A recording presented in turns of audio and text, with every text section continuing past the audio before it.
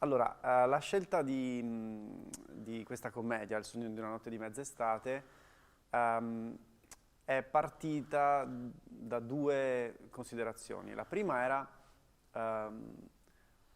una commedia, il tentativo di trovare un testo che fosse simbolico per l'ingresso nel mondo del lavoro di un gruppo di attori giovani.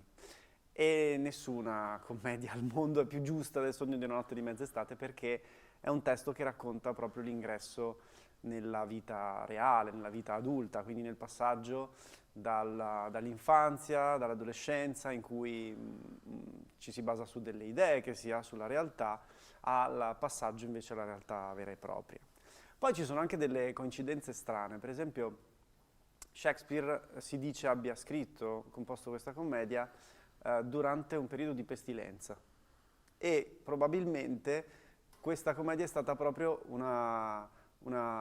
festa, come dire in qualche modo, per la riapertura, ecco, anche dei teatri dopo una pestilenza. E quindi in qualche modo è successo anche che ci troviamo a rappresentarla a distanza di appunto 400 anni e passa, alla fine di un periodo in cui i teatri sono stati chiusi, quindi ha anche un valore abbastanza magico, cioè è un'opera che al suo interno ha un'energia rivitalizzante. E questa cosa, insomma, ha giocato un peso abbastanza importante nella scelta e poi anche nel modo in cui abbiamo lavorato.